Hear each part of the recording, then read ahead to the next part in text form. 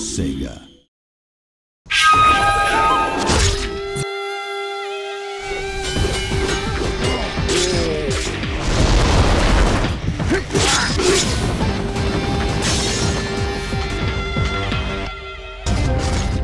Shinobi is very fundamentally a side-scrolling action game, even from the very original incarnation in the arcade. We wanted to preserve the core combat elements that made the first game so popular. So the strong melee combat system up close, and then the ranged throwing stars, or in our case throwing knives, to balance out sort of that melee combat. I think if you mention Shinobi to anyone on the street, like, have you played this game? Did you own a Genesis? Like, most would say yes. Our main goal was preserving the design and sort of key elements that make the old games great.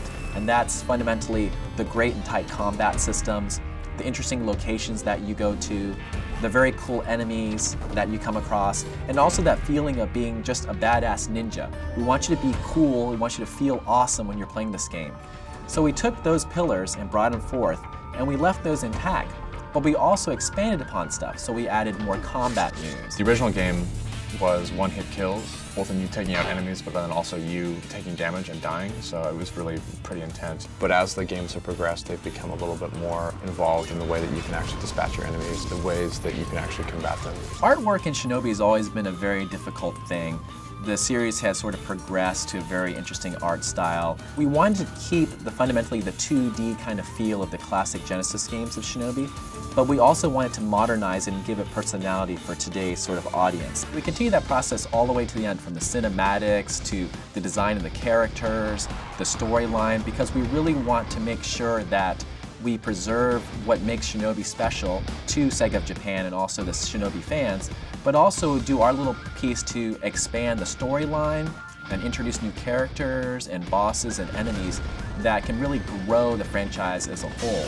We're expanding the lore of Shinobi, we're expanding the characters, we're expanding the backdrop. We have a game that started on the arcades that is very like a quarter muncher. Once they hit you, you're dead. There's a lot of interesting aspects of the 3DS that compelled us. There was the 3D aspect of the system, and we felt that that could add a nice sense of depth to the worlds that we're building for Shinobi. And then you have the touch controls, you have the gyroscope, and being able to add those new gameplay mechanics into the classic sort of action in Shinobi was another compelling feature. This game is Shinobi.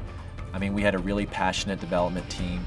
We had the support of Sega of Japan the whole way through and the whole IP holders.